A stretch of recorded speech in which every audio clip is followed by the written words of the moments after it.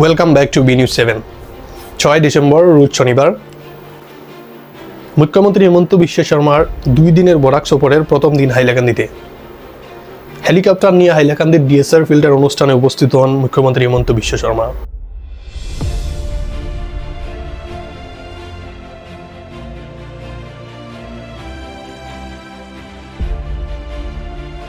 মুখ্যমন্ত্রীর উপস্থিতিতে সেখানে প্রায় 17,500 জন এসএইচজি সদস্যদেরকে 10,000 টাকা করে প্রত্যেকজনকে চেক প্রদান করা হয় এবং তিনি 2025-এর পলিগেমি অ্যাক্টের সম্বন্ধেও বলেন যে যদি কোনো ব্যক্তি এক বিবাহ করে দ্বিতীয় বিবাহে যায় তাহলে 7 বছরের জন্য তাকে জেলে ভরে নেওয়া হবে।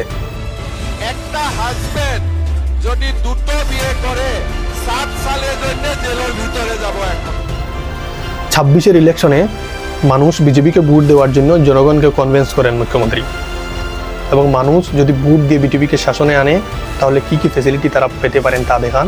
আরো 2-3 হাজার অরুণোদয় হাইলাকান্দিতে দরকার আছে, আমি ওটা ব্যবস্থা করে দিব, ঠিক আছে?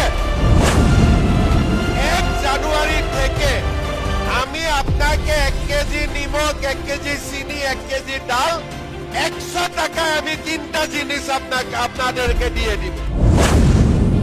নিযুত ময়না আসনি, ওরা কলেজে যাওয়ার পরে হায়ার সেকেন্ডারি স্কুলে 1,000 টাকা পায়, ডিগ্রিতে 1250 টাকা পায়, আর ইউনিভার্সিটি গেলে ওরা মাসিক 2,500 টাকা পায়। 1 জানুয়ারি থেকে আমি মেয়েগুলার সঙ্গে সঙ্গে ছেলেগুলার জন্যও একটা ভালো স্কিম নিবে। এখন মেয়েরাও পাবে, ছেলেরাও পাবে। হাইলাকান্দি সিভিল হসপিটালে একটা এমআরআই মেশিনও নিয়ে আসবে। এমআরআই মেশিন থাকবে হাইলাকান্দিতে, শিলচর যাওয়ার প্রয়োজন হবে না।